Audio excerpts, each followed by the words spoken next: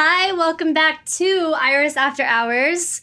This is going to be a great one because who's on the other side of the desk? What am I doing here? I don't know. Why am I on this side of the desk, Chrislyn? It's Nathan and his real life wife, Sarah. Yes, not my stage wife, my Kotzur. real wife. Not his my co-host beautiful / fake stage wife. Yes, It's me. it's true. We're so excited. They've been part of the Iris family for almost a decade. Come on. They've been in senior leadership. Nathan's a VP of Iris Media. Come on. Co-host the podcast show. Sarah and Nathan lead the Iris Los Angeles Film, Acting, Art, and Music School. Come on. The second one's coming up. How excited are you guys? This is coming up really soon. 6 weeks today. No. Yes, today. Today's Monday? Is yes. it? 6 weeks today we start. So when you see this podcast, it'll be like 4 weeks or 5 weeks. It starts. Tell me what it is in a nutshell. This is kind of what you've devoted a lot of your time to in the That's last true. couple of years. Yes. That's true. It's crazy. It's been a crazy God journey of I don't know, just laying low, going slow, and seeing what happens. We've been in LA for 7 years, and took the first 4 years. 7 years. It's almost 7 years. 8 years. Yeah, 8 something years in around that. LA feels like a very long time. 2011 and it's 2018. We got here 2011. No, okay. 7 years. I was not good at maths, not my strong point. It will be 9 years and 10 years, and we're planning to stay. Just for the record, we're here. Which is great considering everything you've been through. Yeah. In LA. I know. And that's what part of ILA Fam too is it's not just about the school, it's about community here for artists who feel called by God to come and to glorify him with their gifts and not get taken out by the enemy and getting self-obsessed or getting bitterly broken by disappointment and, failure, but not being taken out by success and glory as well, either on the other side of the spectrum. But just showing up with your gift, being obedient, loving God, loving those around you, and having family here to support you and run with you in that. Yeah. So, yeah, it's an interesting journey how God's brought us to such intentionality in the journey of walking with him and with our giftings. And that's sort of what we feel we can offer with people coming to the school or young artists to help raise them up to walk that line with God and with your gift, both glorifying him, walking into maturity in both, I suppose. Yeah, I guess the beginning of the school or the first inkling we had about this school was your mum, the infamous Heidi Baker, gave us a word before she even really knew us 10 years ago now. 2007. That we would be part of. In the dirt in Africa. And also, that Really? we would be I'm like- part of. I'm confused. I I'm see like, a rug. Yeah, I think it was in Reading. Oh, yeah, no. I thought but you we were met her in Africa before I was that. going back to the very first word. Remember in the tent when we first got to the school, she prophesied over us? She did. In the Yeah, dirt? there's many prophecies. There was one particular prophecy that I'm This referring is later. to Sorry. that you were actually there for, Crystalline. Yes. And You overheard I bore And- witness. because for context, we became friends over spades. 11 years ago Spades. in the dirt in Africa. He's going to throw in these random statements, which you guys are very used to and you are very used to Yes. now. Sorry. And we're all very So used to. sorry. If you're annoyed, just leave your comments below. Leave more comments. More annoyed comments. Let's just touch on this for a minute. Okay. In our community, we call this the squirrel. And what is that movie that you're like that dog from? Gosh, yeah, what is What it? is that movie where the dog goes? The goat? Squirrel. Up? Oh, no. yeah. Ooh, Squirrel. Is it up? Up. No. Yes. No, not up. Yes, it is. Squirrel. Oh, yes. It's the dog from Up, yeah. Someone knows in here. What is it? Is it up? Okay, they're doing this over there. Our team's over there going up. Okay. He See. is the dog from Up, and he constantly has these flying little thoughts. But Over the hedge is what I'm Unlike thinking of. most There is other- a squirrel on Over the Hedge that I'm referred to as well. okay, that squirrel. Maybe that's okay. I'm getting Over the two Hedge things 1 and together. 2. But anyway, Animations. it's very endearing, and everyone on Iris After Hours has become very accustomed to it, as have I, being married to you for 14 years now. Yeah. And as have we, being friends for 11 years. Yeah. Nathan has these squirrels that come past his mind, and most people don't say them, but Nathan shares them Can't so help it. generously with everyone all the time. And It's the wonder, babe. It's and the so wonder I of just it all. speak grace over everyone that watches Iris After Hours that has become accustomed to these little random statements. Yeah. Because we love it. We're glad. No, we we're got glad the that reason you're- I said spades is because we got close to Brock and Christy in Africa when we Playing first met them playing spades, spades. which is a really cool card game. Which is a card game. That's true. Yeah. That's true. We were That actually did in happen. a spades tournament amongst the missionaries. But back to what I was saying, which Yes. is what the squirrel sometimes does, which takes us on random trails Squirrel for very trails. long periods of time See, on Iris After Hours. See. Perfect place. Back to what I was saying, another thing that happened was this word from Heidi. And Yes. she really didn't know us at the time. And she gave us this crazy word about an acting school, a school that we would be part of that was really training and equipping people professionally in their craft, and almost like God downloading a whole new I think she Blueprint said for blueprint, acting. like a Yeah. Stanislavski method almost. Mhm. But that God would download a whole new way for artists to be trained while at the same time encountering him. And it would very much be a school undercover in many ways for just like hardcore encountering God. And I remember when she gave us the word 10 years ago, I was like, an acting school? Like, okay, for context, both of us were actors. That was our profession back in the day. years ago in Sydney, yeah. Before God called us to lay that down, which we can maybe circle back to in a minute. But but it was very interesting when she gave us this word, because I just remember being like, I don't want an acting school. And It also seemed very impossible at the time. Like a Yes. really far out there word. Oh, yeah. yes, Like, yes. how is this going to happen? And she was like, it was a deep word. I mean, she prophesied for a long time in detail she saw it. about it. Yeah, she really saw it. Like she saw the Makua bride in Pemba before she'd even left Maputo. Like she Yeah, saw the she's- villages. She's, I'm seeing the building and everything. It was like crazy. She saw the building and Yeah. And really, that word has turned into a 10-year word because we really only began to even see what God was meaning in that word 3 years ago when we did kind of our first experimental version. oh yeah, of the school. ABC, the artist boot camp with Chuck and Sally up on the mountain. Yes, Yeah, in Santa Barbara. And that was like a sort of forming guinea pig version of what has now become ILA FAM, which is the Iris Los Angeles Film Acting Now Art. Art has just joined this year. Yeah. come on. And music school. And really, in a nutshell, Christy, to answer your question at the beginning, it is, like Nathan said, a place where people can really be trained and equipped in their area, in their craft. So if it's film, we've got them being taught the A to Z in filmmaking. They make a short film in teams by the end of the school and just get to work with industry professionals, being taught script writing, being taught camera, basically the whole gamut of that.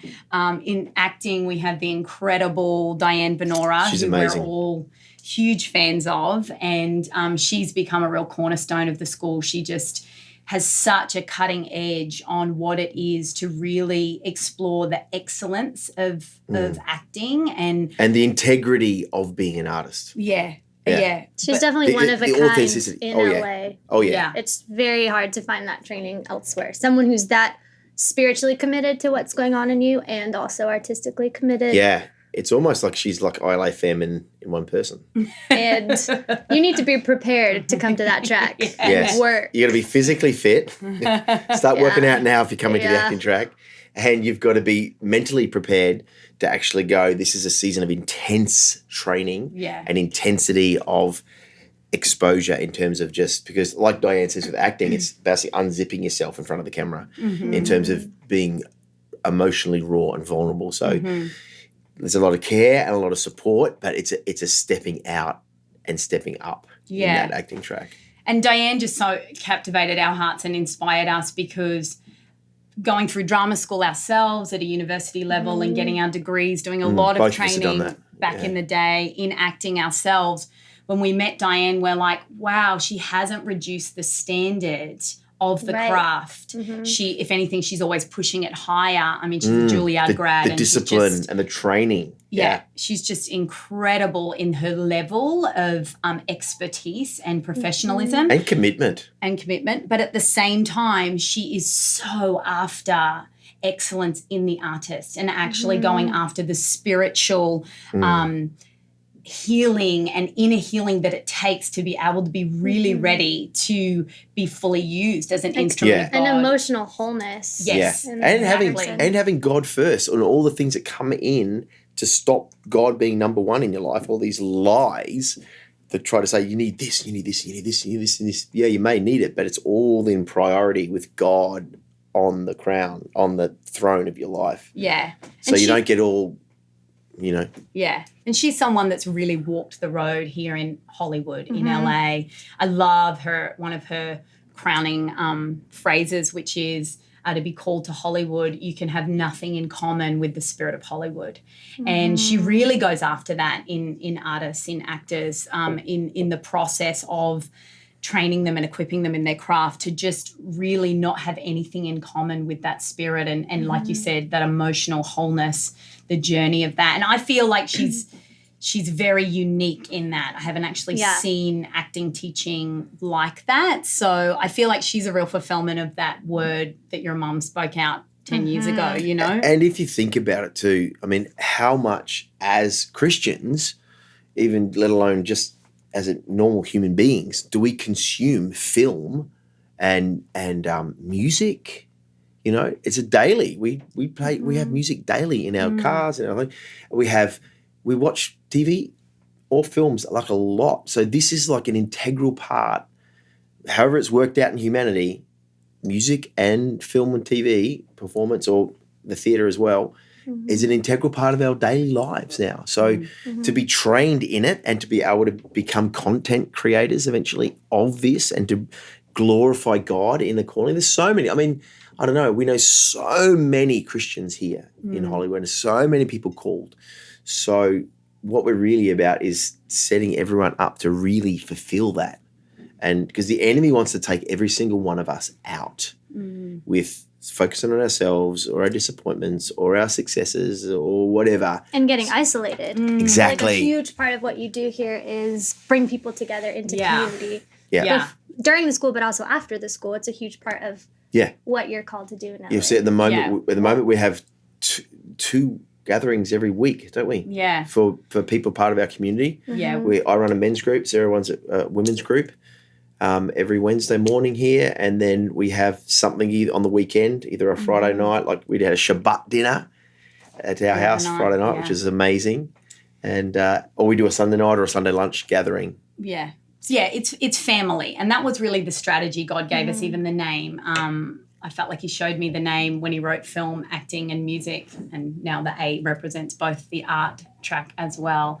That it was family, that it was all in the context of family. And because we've been on a long journey and road with the entertainment industry, we've just seen how many people get taken out through that isolation, through becoming almost trapped in their gift, trapped in what they're called to do. They feel isolated and alone in that, and they actually usually end up falling in some capacity in that. And we've really felt God's given us the strategy that through covenant relationship, through family, that we could actually have one another's backs. And then as we're purified in Him, there is no-go zones, that we can actually, that He's actually able to use us however He wants to in the industry with that backup of and context of family. And so and that we're willing to serve, you know, and do lowly tasks and associate with people of low position, like it says in the book of James, be willing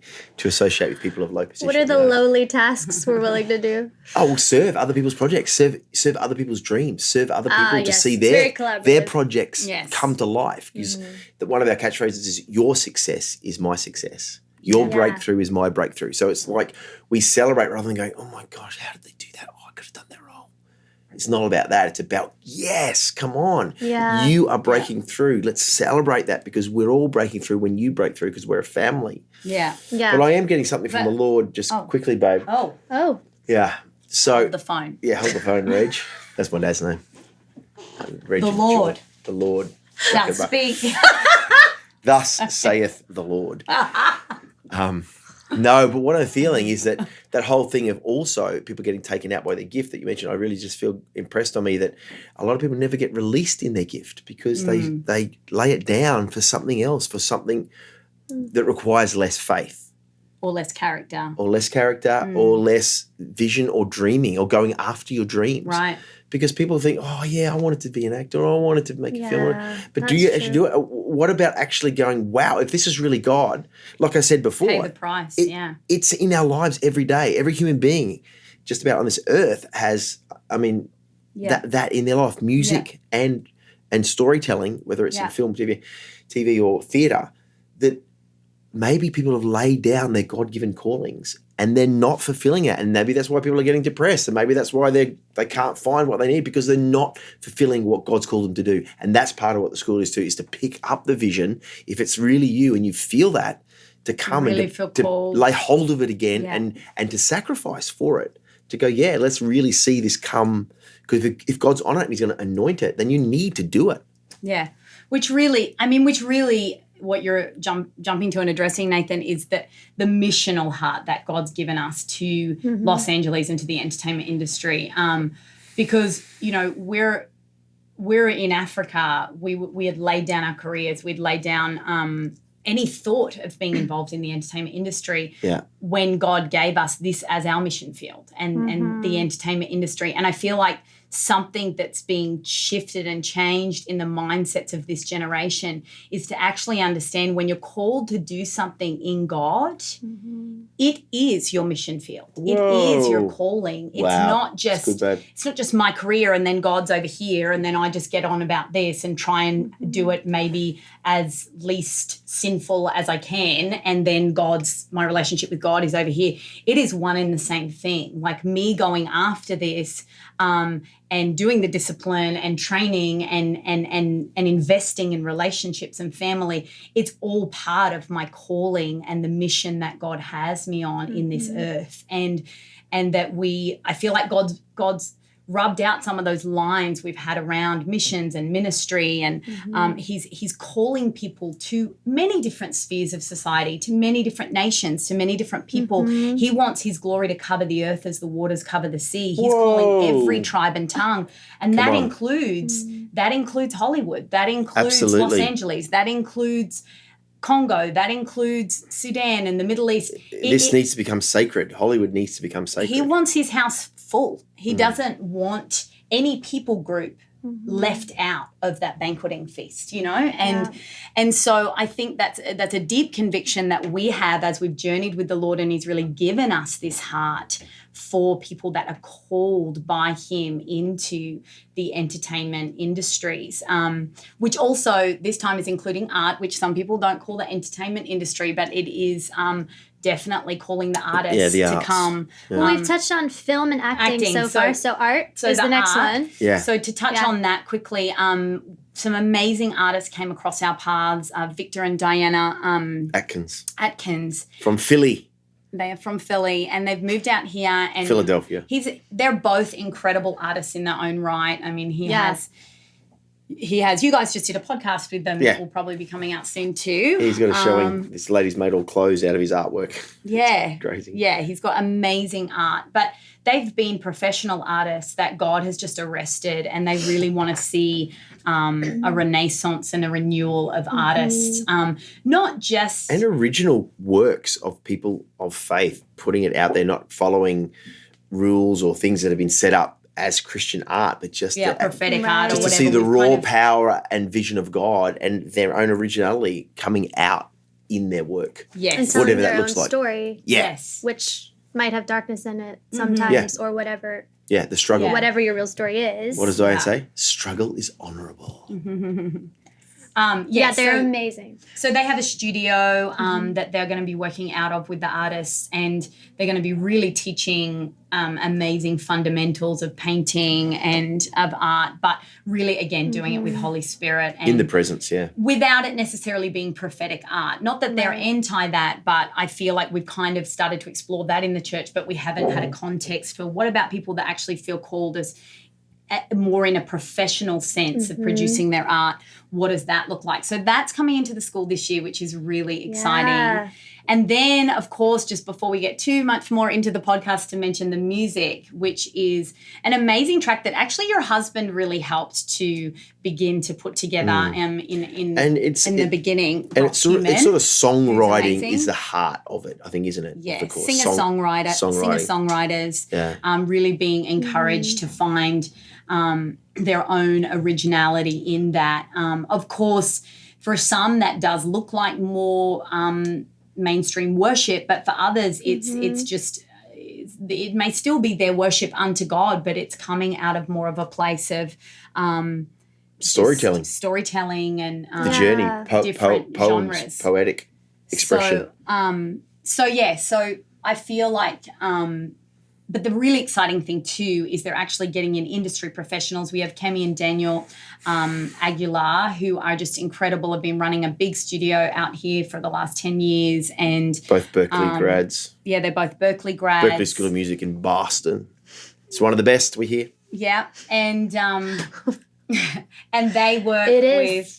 they work with Brock, your husband, Brock Human. They work with a bunch of different professional artists in the industry that come in, and then they actually record their own original songs by the end of the school, which the CD that was produced last time was just... Yeah, we're going to get it out to you. We're going to get it out to you all soon, hopefully. I'm looking at a way to get it so you can listen to our CD from the first school. It's awesome. And some of them were recording their own songs in that professional studio way for the first time, and so... Yeah, we had varying degree of experience in every track. Yeah, I would say. But each musician ended up with their own original track and song, and I just had a great idea.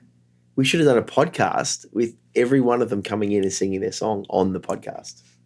Well. So this year we're going to do that. I'm going to do a podcast with everyone coming in and singing. It's like, just put that on the list. We'll think about that. Yeah, if you want to see that, podcast, write it down below in the comments. Okay.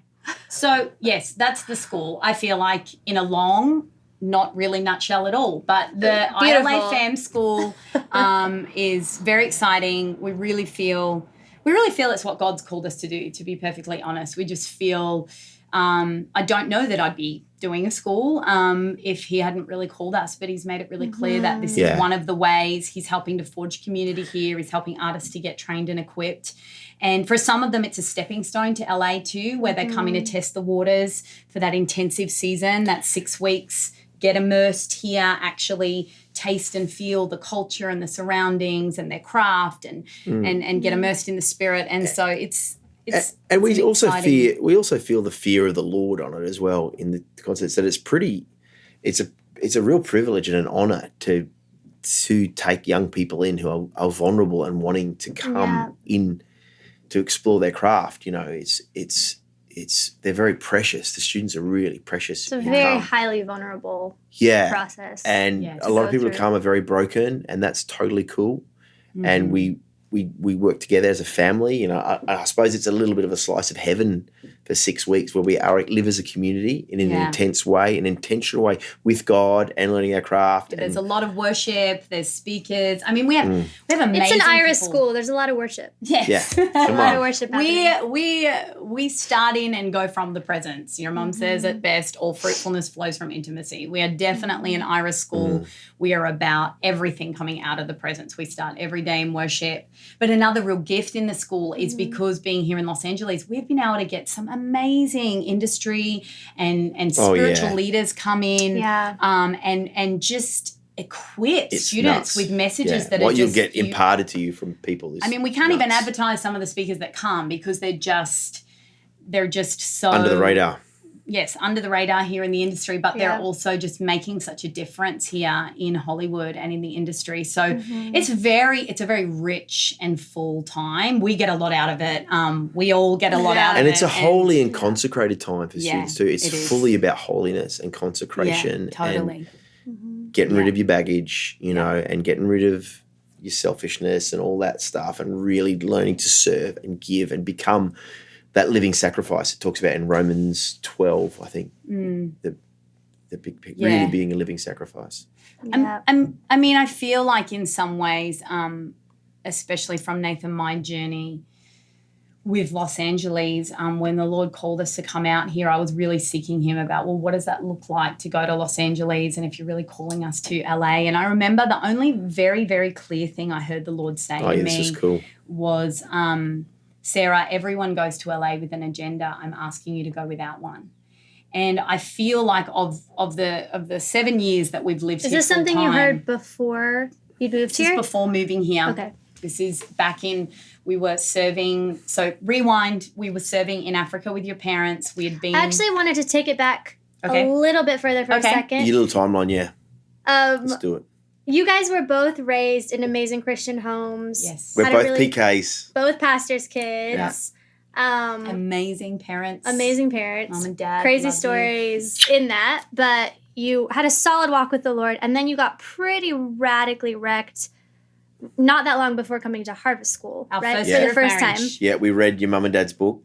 So that was like a huge shift, and kind of also when you got involved in Iris. Yes. Yep. Can you talk to me about that shift for a minute leading into... Well, reading that book, we just saw our bar of expectation, what was it available in God, was Heidi and Roland. Here? No, it's not here. Heidi and Roland there is always set the bar up here.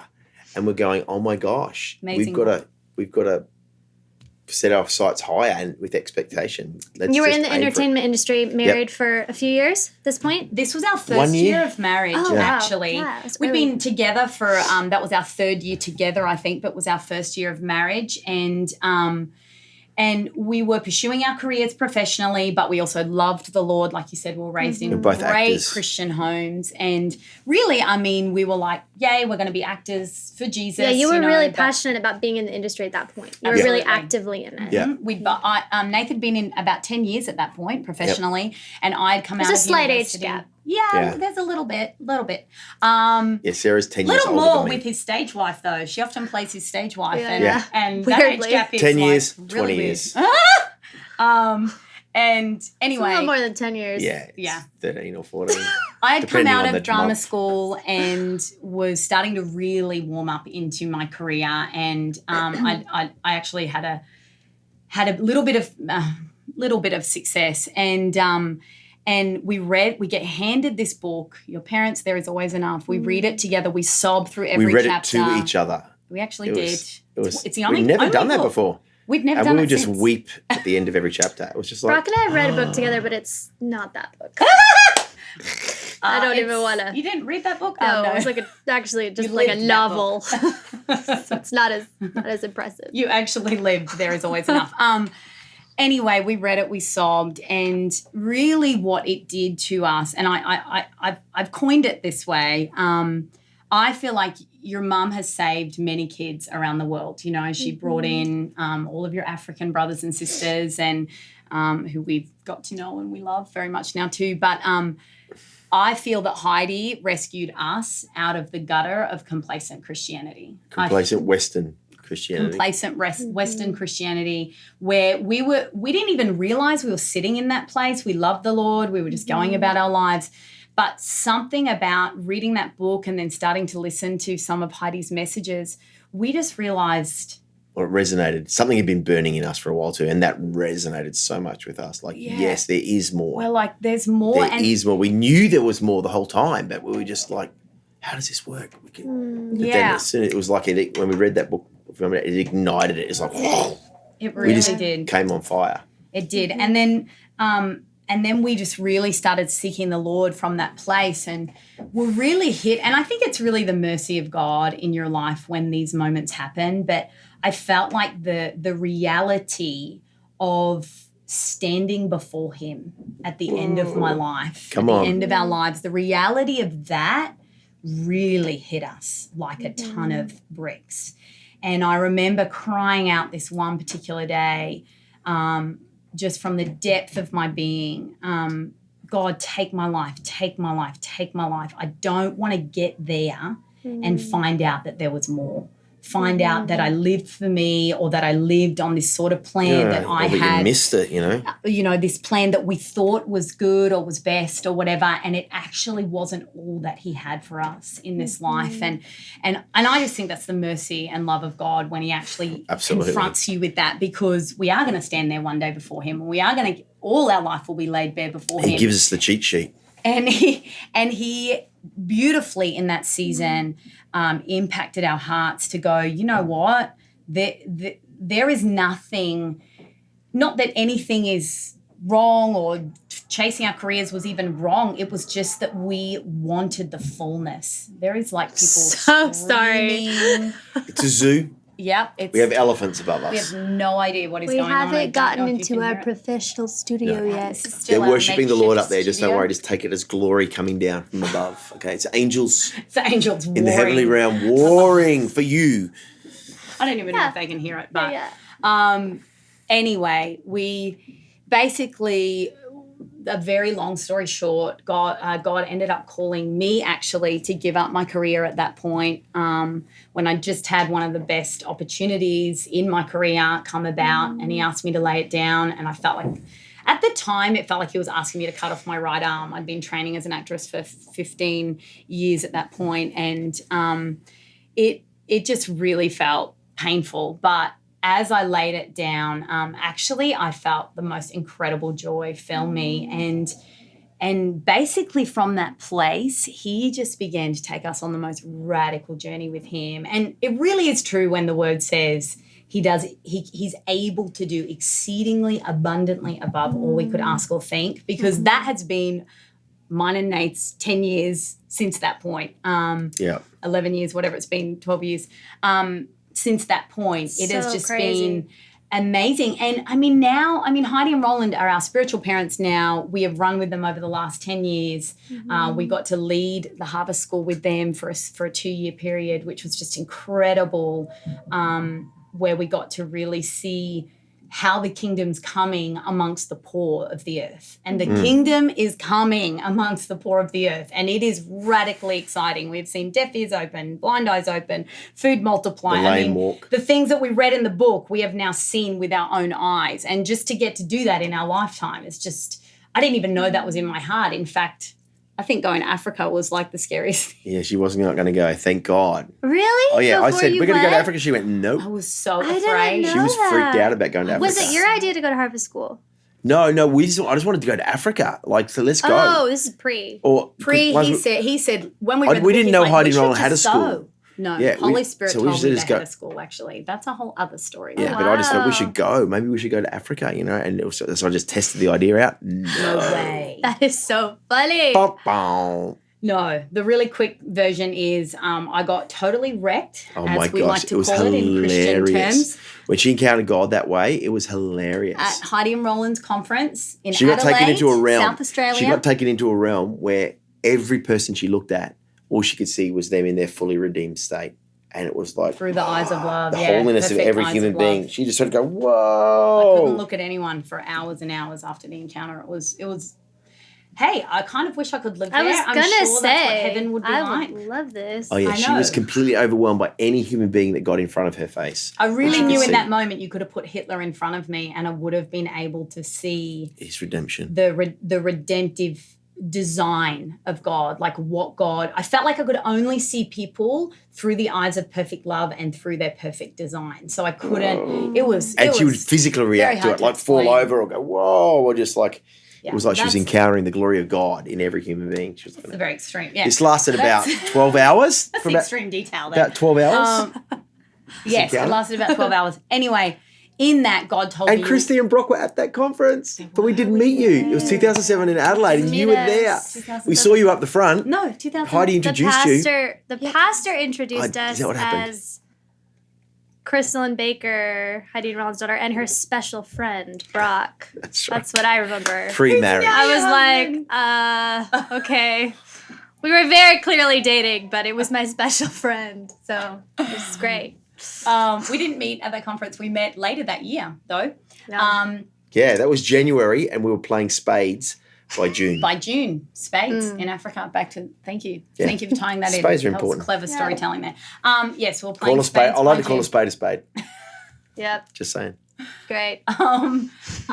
So it's getting the long version, but in that encounter, God actually himself, your parents didn't at the beginning even advertise the school because there'd only been like 1 or 2 schools in Africa at that point. It was very primitive. They were still digging latrines for the people that were coming. And I mean, you Building were there housing. in the very first school. And God actually said to me in this encounter, you will go to Heidi and Roland Baker's school in Africa. And I went, ugh, and I was so afraid. I didn't know this, but I went yes when I found out. He had already wanted to go. I was so afraid. I was like, oh my gosh. So he actually, God's so good. When God asks you to do things that scare you or that are right off your grid, he always confirms them. And I think that is just a little gold nugget. But Thanks God. Thanks God. He always confirms it. And he actually told me so beautifully all these things that would happen over the next several months in detail, dates, times. He said, these things will happen, and it was you will crazy. know that I'm calling It's going to be you in our go. book one day. These 3 or 4 things. 3 things Hey, that We happened. have one. I didn't know And that. they happened one after another. It was like, it freaks me out when we hear our own story, when we tell it. I went, did that really happen to us? I don't know if you've ever experienced that, but you think, oh my gosh, that's was my story. radical. I need to tell my story every now and again just to give myself faith that, wow, you actually did this in my life, God. This is crazy. You don't need any more faith, baby. You have the most faith. No, I of need faith. anyone I know. Here's a gift Just of a faith. little more optimism, A little more please. optimism. No, I feel like we're raising the Too bar much of an again. eel. No. We need faith. Everyone needs faith. Nathan's irrepressible. That is the best term for Nathan. But yes, he was totally filled with faith. I was Thomas. I was wanting to see the holes in the hand and the feet. I was like, no, Jesus, unless I see, I will not believe. And God's so gracious, even to those that are more like Thomas. He gave you the signs. He gave Sarah all the signs she needed. He did. He confirmed it all. We went in 2007 and our lives were just undone at the school in Africa. And we thought... And we knew we were in the center of God's will. They're like one of those moments that where was amazing. you had no doubt that you were in the very perfect center of his will and that you were walking in it. It was such a beautiful feeling. Yeah. And I mean, even, it was incredible. And we just felt the most surrendered we'd ever felt in our lives. We felt the most full. We Abandoned. felt the most abandoned. Not abandoned. That sounds bad, but abandoned to God. Yes. Not abandoned by God. Oh, right. I was with you. That would I have was been tracking hard. with you. Yeah. I got it. Yeah, good. But good, just in case. I felt abandoned and alone. No, it's a great clarification. In Africa. Yeah. Sorry. Anyways, we're in Africa for those 3 months and we're just seeking the Lord and we were ready to go anywhere. And I mean, and it's a mission school that we'd gone to. So our assumption was he's going to send us to the ends of the earth. It's probably, for me, I was thinking it's going to be somewhere really scary. And just before we left, we got this letter saying we'd won the green card lottery to move to America. And it was like, what? And we thought it was a joke. And because we had to ring up to get our visas for going to Pemba, I'll ring America because I'm calling internationally. I'll call this number in America, see what this is. He said, "Is this a joke? What's going on?" Yeah, we were like, "No, want sir. our money." You've won the green card lottery. You're eligible to move to the United States of America." But It's like, what? Right at the time you're ready to go into third world missions and live in Africa, you win a green card to the U.S. Yep. we won that. Well, we got word that we'd won, but that's a bit of a long story because it didn't mean that we had a green card. It meant we had a right to apply for one. Yeah. But we were leaving for Africa within the week. So we had no time to do the paperwork. We had no time to get ready for it. So what we did, you're supposed to get a lawyer to help you make sure You're supposed to pay you don't do it thousands of wrong. dollars. Well, most people do to get everything, all your I's dotted and your T's crossed, so everything. Otherwise, you can forfeit the whole thing. Well, we had no time to do that. And we were like, this is weird anyway. So we just filled out the thing, scratched it out. Literally the day we left for Africa, we left it all with Lizzie. Say, Lizzie, post this to this address and put an American stamp. We're like, make sure you can get it to America.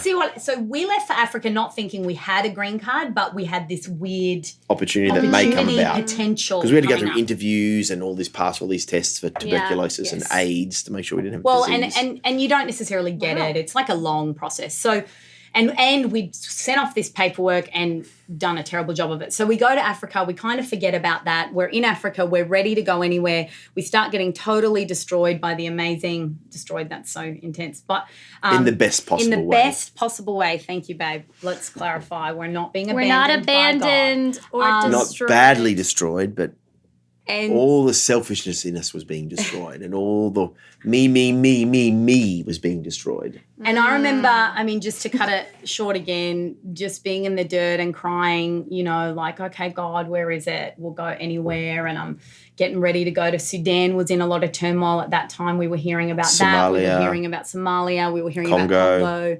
My heart was actually getting really stirred for Congo, and I was like, maybe it's going to be Congo.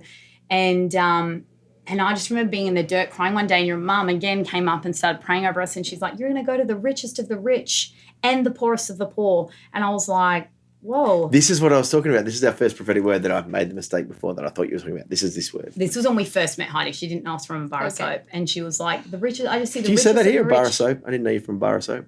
It sounds familiar to me. Okay. Go on. Yeah, but I don't know. I'm a little international, so yeah. I get confused. You are very international. Yeah, you are.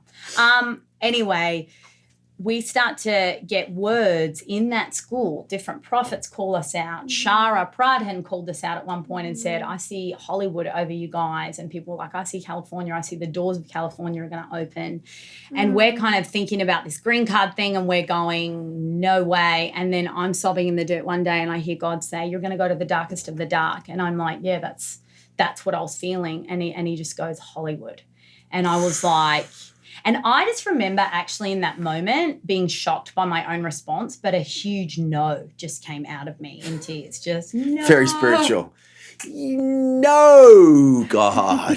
Because I felt... I love it. Like Hollywood would have been somewhere I would have set my sails for as a professional actor in that whole... And when I had given that up, I was like, that doesn't even make any... I don't even have a desire left to go now. I'm seeing these incredible things amongst God was so on our poor. grid. God, we just wanted God and his presence more than anything. And we were seeing him move in such crazy ways. The idea of going to Hollywood just felt almost like left that behind. A lesser thing, you know, at that moment. It felt like a sacrifice, which was weird to even me at that moment. And what basically unfolded was about a three-year journey, nearly 4-year journey with God, where he just really clarified and confirmed that he was calling us to go to Los Angeles and to Hollywood. That it 4 year, 4 year. That was 2007. We landed here in Hollywood in 2011. 5 months pregnant. And in those 4 years, God actually really connected us with you guys, with your parents, found out you had this call to LA as well, you and Brock. Yeah, that was crazy. And that was shocking to me. And then your parents asked us to come and lead what became the Harvest School. It was called Holy Given when we did the school. But we did that for 2 years. Yes, we needed a lot more training, and that was God's... God was gracious. We had to do the Harvest School 5 times to actually get it. Okay, now I get it. I'm a slow learner. To prepare you for LA. Yes, we actually did. And it was a long process, but I think we also needed to really... The journey here has not been... it's interesting. In Africa, I feel like the enemy is so obvious. You know, there's loss, there's poverty, there's sickness, there's hunger, there's thirst. Very raw. The pain and the suffering and the death and the disease. Yes, it's in your face. And the hunger. And so your need for God is in your face, and you're living out of that place. And therefore God is able to break in almost with ease in some ways through that darkness, you know, especially with what your parents have cultivated in Mozambique. For him. Yeah, you see the kingdom come so tangibly. And I think when you have a call to the West, the enemy's greatest lie is that he doesn't exist. It's the subtlety of what you face. It's the subtlety of you know, and therefore it takes almost time to actually break through. There's almost this, I even look at Daniel and Joseph and Esther, and, you know, we're often like, yes, God, use me in influential places to bring your kingdom. Yeah. We never really want to look at the process that's in there, you know. Joseph, all these years in prison. Daniel, there's some lions to face, you know. And he got taken out of his own country and had to go on a crazy diet, the Daniel diet. Oh, no. You know, no meat, no food off the king's table. Was that? It was a good idea. Are we doing the Daniel diet now? Nathan would take the lions over the diet. Yeah, he probably would. He likes the lions. Yes, the Brisbane Lions, go! Come on. Aussie footy, rules. Aussie footy, mate. Lost my train of thought. Anyways, I feel like there is often a longer and a hidden process that's in the journey when you're called to a place of influence or to a place of your destiny too. Your destiny. Yeah, where your motives have to be really purified. Like impure motives will be exposed in a place like Los Angeles, in a place like Hollywood. I think that's why now in hindsight I look at it, it's why God said people see through you straight away here. Everyone goes to LA with an agenda. I'm asking you to go without one. I felt like he said the same thing you learned in mission school, which is go low, go slow, learn the heart language of the people. Don't come in with all the answers. Don't come in with your big ministry or your I know it all and I'll teach you how to do it all. Our journey, that has been so applied. That's been so... Yeah, we've really applied that in our journey in Los Angeles in the sense of, I mean, we're 7 years in and we only the last few years have felt a release to even do the school and to do some of these things that we're doing. Yeah, it's I mean, you've seen our journey here. There's been rough times. We hit some real, I mean, you will have stuff, any room, like Diane says, anything that's in common in you will be tested. It will be exposed. The enemy will either use it to completely destroy you and pull you down, or God in his mercy will expose it so that just like Joseph and Daniel and David, you're made ready for what he's called you to. And something that has really hit me with artists is God doesn't want your gift at the expense of you. He doesn't. That's huge. He doesn't want to use this. He's not going to get your gifting so great that he's going to exalt you and you're going to be destroyed in the process because he wants your gifting to glorify him. No, he wants you. There is a battlefield of. You've got to be his, and then the gifting's safe to be used. Yeah. In this last school, I had a vision where I saw a battlefield of bodies. Oh, this is crazy. And I felt like he said that's the field, this field of Hollywood entertainment. With Christians coming here. And it was filled with Christian bodies. And he just said, come here to be the light, or come here for Jesus, Bringing their gift for, they think they're going to be able to bring him glory through their success somehow. And it was just bodies, just casualties. It was like Hacksaw Ridge. It was horrific, actually, to see. And I heard the Lord say, I don't want to lose any more sons and daughters on this battlefield. Whoa. But I don't feel that means we're called not to go. Of course we are. I mean, he gave me the vision of the Hollywood bride that I shared and was able to share in Compelled by Love. Where he said, I want my Hollywood bride home. I don't want her locked away from me for all eternity. I want her, he wants her at the banqueting table too, So it's not that we're called not to go, it's that we're called to go, but not at the expense of who we are to him, that we have to become whole, we have to be purified, we have to be cleansed, pure hearts. And not for sale. Clean hands. We're not available to the highest bidder. Yeah. We can't be bought or sold. Yeah. Which is huge. And when you don't know who you are or whose you are and you're trying to get, it's like you're just this vulnerable little bunny here in Hollywood and just, I'll do whatever. Yeah, I'll go here, I'll go there, I'll do whatever you want me to do because this is my calling. It's not about that. Yeah, we can't be bought or sold. But also you go into a battlefield like that alone with machine guns all lined up, you're probably not going to make it across the field. So I feel like God's also that thing, coming back to that thing of family again. And so for 7 years, I felt like God has said, relationship, invest in relationship. Like it is not about what you build. Like he said, I will build my church and the gates of hell will not prevail against it. He's actually, I don't think he's very into us building. I think he's into us giving him everything and letting him build whatever he wants out of our lives. I think that my Jesus, at least that I've encountered through my life, has been less about, not that he doesn't call us to build, but what we build must come out of total consecration and surrender to him if it's going to be anything that will remain, that will not be shaken. Yeah. It'll last, That will last. And we're passionate about that. And so the strategy he's really given us is relationship. So, I mean, we've been walking in covenant relationship for the last, 11 years with you guys, but with all of this community that has really grown here now to a very strong and solid community of people that do have these gift sets, that are artists, they're musicians, they're actors, they're writers, they're filmmakers. They do have these gifts. But they're only going to be able to do it as we allow God to refine us together with one another, and that's just something that we've seen has been a slow process. Yeah. But I think we haven't seen what God's able to do if people really have each other's backs. Yeah. My favorite definition of covenant is not so much a promise I make to you, but a promise I make to God that I will not bail on you while you go through your purification process. And we have really wanted to steward a community. We're still going through ours, that's for sure. And absolutely. And we do it together. We go through our purification process. We're in process. Yeah.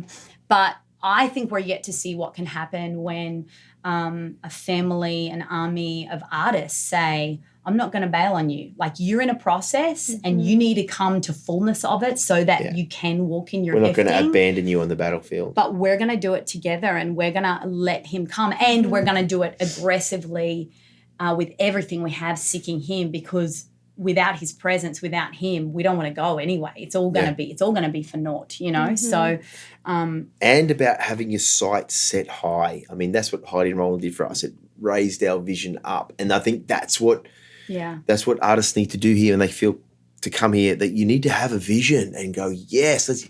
I mean, even if you don't get there, you're going to get higher than you're going with a low vision here.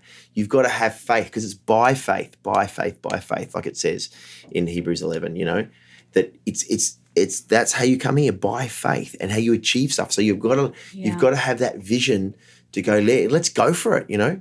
Even if we only make it halfway, I'm not even thinking about that, but that's going to be way higher than if I set my sights here. Yeah. So, definitely. We're excited. It feels like an exciting time to be alive. It's an exciting time to be an artist, to be a creative, I'm so excited for the films and the stories and the songs and the things we're yet to see, the artworks. I feel that there is going to be a reformation, a renaissance era of artists coming through the body of Christ that are creating out of purity. Yeah. And God's anointing coming on stuff that's happening. Like, that's going to be crazy to have people see anointed works of performance, of art, of music, you know. Yeah. Not that we don't see that now, but just that increase, and just there's new levels, you know, because heaven's like that. That's what heaven is, you know. Yeah. I just feel to share one more thing about what God showed me with relationship. He showed me David and Goliath, and he said to me, the stones of covenant relationship will take out the Goliaths of this land. And I really feel that that's been so true for us. Come on. Like, I think we would have been taken out if we didn't I was actually going to ask you guys, what do you think kept you in LA when you hit so many obstacles and when you had so much attack against your family and your kids? And Israel. Marriage. I imagine you wanted to leave multiple times. Our firstborn. Before you'd really seen breakthrough or vision. Or anything. Yeah. Our firstborn Israel had 8 emergency room visits in his first 6 months of life, which was or 8 months of life. Very scary, it was crazy, life-threatening situations, and we lost a baby. I hemorrhaged and nearly died. We hit a marriage, real hard point in our marriage where I was like, our marriage isn't even going to make it out of LA. Like, it just felt like all of hell was trying to chase us out of LA, and I constantly was like, we haven't even done anything. Like, we're just that was being the irony, friends with people. Just trying to be here. We're just trying to and actually be gods and be here. There's something to be said for just to be in this city and to be gods and to be here. Just to be his. And be here. God. To be God. gods. Be gods. It's so much and to be be in the his. city and be God. Belong to God. It's very. Oh yeah, that could be taken the wrong way. The Lord yes, is I want to speaking again. be. I just kept yes. like again in my head going, we are gods among. Okay, no, sorry. We are glorious. To belong to God. Shut them down. Hell, shut them down. we are not God, and that's a relief. Thank we- you, Jesus.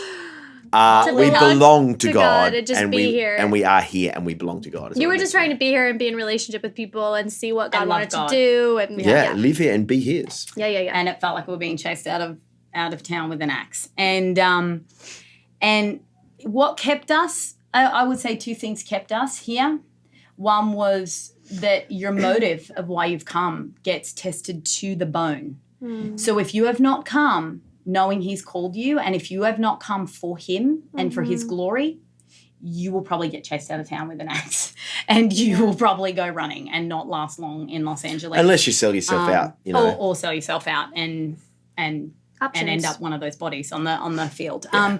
So and you might look great in the world's eyes, but you're not going to look very hot in God's eyes. So our core motive of why we'd come got tested to the bone, and we were like, and I would even beg Nathan, please, can we leave LA? He would be like, you have to go to God about that, babe. He brought us here. He has to take us out of here to somewhere else. And I'd be like, God. And God would just reconfirm. And He's actually done, I mean, we're telling the And we dark had side, family, but He's done you know. miracles to keep us here. We had you and Brock and Yeah, Chuck and yes. Sally. But that was the other point. Yeah, I was going to say the second point. And Heidi and Roland, your parents were really... Okay. What? The new way you say Sorry, Roland. you're trying to say can't. Roland so distinctly. Yeah. It's great. I say likes it. Roland. But it's the double L. Roland. Yeah. I say Roland. It's Sorry, just Roland. It's Dad. the Roland. French Love you. version. Easy. Okay. All right, Dad, Roland, it's way I love easier. you, Roland. Papa. I call him Papa. Papa Roland.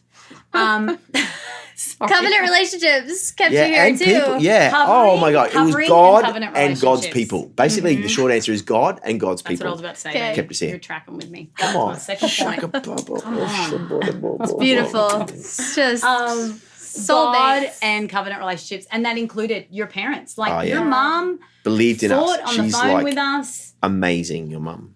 So many times I can't even tell the stories, but she knew stuff was trying to take us out and our children. Oh, she'd call us up and to know. death almost. And we get She phone would be calls. like, you are not being She'd- taken out by Oh, this. yeah. And she Even would our pray kids- and warfare and Our last kid almost died at birth, and Heidi's on the phone with praying with the kids in Africa. commanding life into his and body. you felt the shift in the room, in the hospital I room. mean, we have been surrounded by the best of the best to even just exist in LA. So I'm like, well, everyone needs someone. You know, you can't do this alone. And so that would be our second point is, I mean, you guys, and you we and have Brock to honour stood by so us. many people. There's so many people we would have to honour to get to this place, to even start the my school and do this gosh. stuff.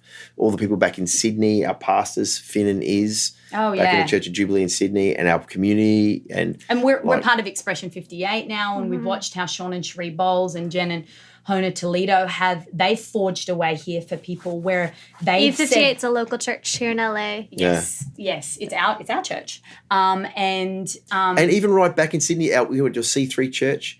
Our pastors there were really amazing as well, and there was a prophet there called Aaron Seymour who married our friend Joe, and they really spoke into our lives. And this he whole prophesied journey, I would be mentored by your mother, like. and these 15 prophetic years ago. and these prophetic women, like we've got Amazing. Laurie, Cy, and JJ here, but we had our Laurie, so we had Deb and Patrina back in Sydney, who the would, people of God will keep you when nothing else will. and the Salvation Army, It's Robin Paul and very Moulds and the important to Salvation say. Army, where we were serving with them. Oh, it's just Amazing people. and that's what's in us now. Love Is you all. that If any of you are I was like, watching, it's like Is giving it- your Oscar speech, but Yeah. for your survival in LA. yeah, I just want to thank I everybody. just want to thank. but that's what There's and that's what's so great important about what's teachers. happening right now is that everyone coming here, even you guys who are going to come to this next school, this next ILA event, if you're coming, your journey is like going to be built into by everyone around us here now. Like Yeah. Absolutely. it's only together that we Estamos do it. juntos, as we say in Portuguese Yeah. in Mozambique. Are we together? Yes, we're together. Estamos. We're Estamos together. juntos. Yeah. Yes, that's a real catchphrase in Iris from our main base in Mozambique. But it's definitely been the relationships that God has given us, the covenant relationships, the people that have not bailed on us while we've gone through our purification process. And it's knowing that we are his and we're not for sale, that our call is not fair-weathered. We're not fair-weathered sailors. Your dad has actually given us a lot of courage in this area because he has such a great theology around suffering. It's suffering and joy. I mean, your mum says it, the cup of suffering and joy. And had we not come into the covering of Iris and been running with Iris, maybe we also wouldn't have made it, because it's been that theology of it's not just easy and just promotion and just favor and doors opening and success. There is a cup of suffering and joy you have to be prepared to drink. And David drunk it, Joseph drunk it, Esther drunk it, Daniel drunk it. You know, like there is Jesus drunk it the most. And in the garden, man. Our greatest We've been to the Garden of example. Gethsemane. Remember we went to the Garden of Gethsemane in Israel? We love Israel. There's a whole Israel connection to this part too. We haven't even... I'll have to do podcast number 2. We have an even. But other We people love here, Israel very when we much. first got here, Sue Silvestri, Clay Banks, opened me into our my studio. gosh. Clay, Okay. you came to Clay's studio. Nathan. And then Diane Carissa, Venora coming who's standing behind along. the camera right now. We love you. There's just so many Chris is people. calling time, but that is This the calling time. sweetest, Time's up. Nathan. Thank you, Carissa. We love you. There's so many people that have poured into this Yeah, absolutely. thing. And that's why it's so rich. That's why it's so family. amazing. Because It's it's not family. our school, it's God's school. Yeah. And even though God's called us to lead it, it's his school. And it's been a huge breakthrough for students and part of their lives testimonies to are leave the nuts. school and stay in LA and still have community and be connected to Absolutely. people. Yeah. And so you can see the impact that revelation has had through the school and through students who stay and move to LA, and the difference between that and being plugged in and coming to LA on your own. And I've got to say, Craig huge. Phillips in Australia, in our group, and We'll Brett, be here all day. Brett Starling back in Love Australia. you all. Those Megan guys and still support us. Winston They pray Cooper for the is school. where Brett is one of our calling our intercessors names. in Sydney, praying for the school over here. You know, and Craig has supported us for so many years. Right. Got to shout out to these guys.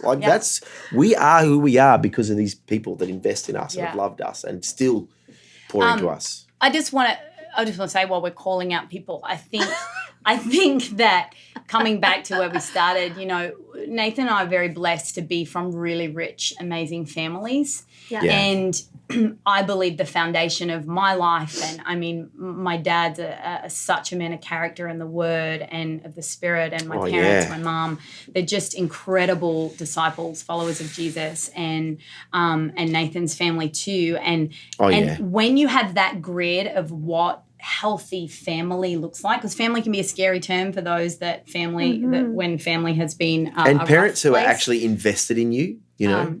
But we've been very blessed to have a grid for family that it doesn't look perfect. It's, you know, my family's messy and Nate's family's messy. Like, we have our mess, but we've had a great model for what family is supposed to look like, and with God at the center too. Yeah, exactly. With God. And so I feel like we've been very blessed to be able to, we can easily see how that becomes almost the undergirding or the net that you're able to be launched into whatever he's called you to do from, you know, and you know, and so we just and that's the thing. And they're just gonna do the last shout out for my family, my mum and my dad. My dad constantly would pray with me and brought me into faith. to mum and dad. Mum and dad and my brothers. Patty and Roland. When I was at university, Peter my and brother Ann. John, I'd have no money. My brother John would buy me stuff. Philip would call me up. Simon was such a rock in my life. My brother Simon. My sister Joanne. This is your Oscar Would play speech. for me. I would like to present this to you. Prophetic. Iris After Hours. Come on. You have made The it. Black babe. Oscar. You have made it through your Shikara own baba, Iris shunda After Hours. Well done. Thank you. Nathan's still passionate about acting. Yes, Yeah. I'm still acting. Still training with Diane. Yeah, trained with Clay for years now. I'm training with Diane, and I'm still in there. And I feel like, I'm still going to Sarah's passionate get on about that stage and perform. kids productions. Yes. Children's Gonna work shows on a coming children's She's one a great day. actress too. And Crystalline's name an of amazing Jesus. actress as well. Amazing. So we are going to see some crazy performances. Once Um, we get our babies out of the way, we're going to be acting on stage with our babies babies. out of the way.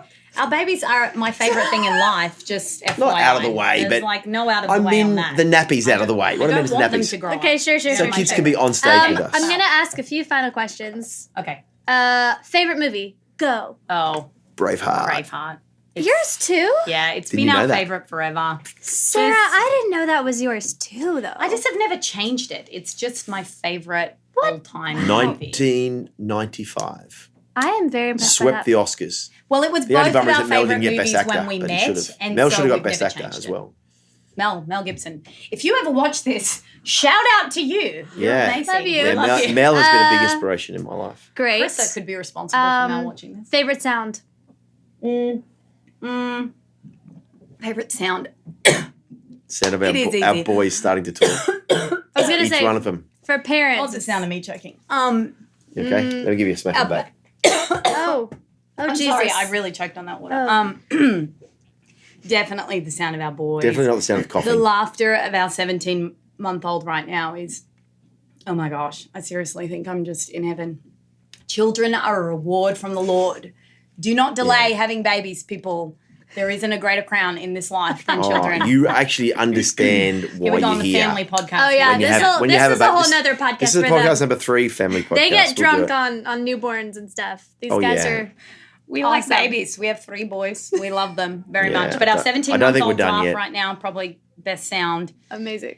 Sound of our boys. Easy. That's, very easy as a parent. Yes. If you could pursue another profession, what would it be? Shakamamba. Wow. If you could pursue another I profession. think I'd like to be a pro surfer. Me too. Because my wife loves the beach, and I wish I could. You kidding I me? wish I could master that surfboard. Oh my gosh, it's been. Your mum gave me a prophetic word once. Nathan, you're not just a prophetic surfer. You're a real surfer. That's a good one. So yeah, I would really love to master a surfboard and really Just to be able to do that and feel that free. to get out would and be catch great. some waves and just. That would be amazing. We need a Do some surfing. 360s. It's not too late, right? No, it's not too late. It's never too late. Right. Pro Brock surfing, sang once. definitely. Okay. Oh, this is random, but it's probably because I went to SeaWorld yesterday, but I probably would have been a dolphin trainer. Oh yes! Oh my gosh, that's so Totally beautiful. random. Like if I can go as far from my actual or pilot life as whale. possible. Pilot Yeah, whale. yeah, I yeah. could say actress because I could say actress because it's not my profession, but to go far from my current life, I would have to say dolphin trainer. Watching the dolphin show, I just nearly cry. It's like, I can't believe it. I can't believe it. I can't believe what those people get paid to do. It's just the best. Well, I think a lot of them volunteer. That's actually. pretty I'm doing that in heaven, Jesus, so you know I'm riding the dolphins. Flying ones, maybe. Yeah. All kinds of ones. Yeah. I don't know Yeah. if that's a thing. Or the orcas. Oh my gosh, Okay. the orcas, mate. Finally, in terms of what you're most excited about coming up, it's the school, I imagine. Yes. Yes. Is this true? Yes, absolutely. So we are calling filmmakers, actors, artists. If you're a visual artist, painter, we have a brand new track, and musicians Yep. to come Songwriters. to this school. It is a life-changing experience. It is amazing. Check it out on the website. Yeah. These are your fearless leaders. ILAfam.com. Yeah, and I want to pray. I You're want the to pray. Can I best. pray for anyone Yes. thinking about the school? Yeah, right now, in the name of Jesus, I just shout out to you guys if you're thinking about coming or you know Yes, God. someone that you think should come and you want to send them the link or whatever you think it would be great for them. If you know it's their calling and you know it's their destiny to glorify God with their gifts in these artistic disciplines, that in the name of Jesus, I just release the grace and the faith. I speak faith, that against all odds that you will just submit an application and apply and see what happens, see what miracles. We have crazy miracles every year about how people get to this school and what happens. But just trust God and go by faith because it pleases God. It's the only thing, faith working itself out through love is the only thing that pleases God. Whoa. So please God and have faith. Whoa. And I just released for you that to step up and step out and believe that you're called and it's your destiny. Yeah. Whoa, in Him, in Jesus' name. Yeah. Yeah. Yeah. Awesome. The courage to chase your God-given dream and destiny. That's been divinely placed inside of you. Yeah. Whoo! It might be with us, with our crew down Yes. here in Los Angeles. We would love to have you. Yeah. ILAfam.com for more We'll information. take you straight there, yep. You can also get there at the Iris Global site. Click on schools and Los Angeles and find the page. And thank you to all of our listeners. If you have comments, questions you'd like to ask future guests, leave them in the comment section. Subscribe. We're almost at 10,000 followers. subscribers on YouTube channel. Yep, Iris Global YouTube channel. So help us get there. Subscribe on Apple Podcasts or wherever you get your podcasts. And until next time.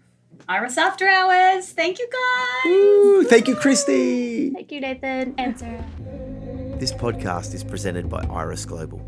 For more information or to support the work of Iris Global, please visit us online at irisglobal.org.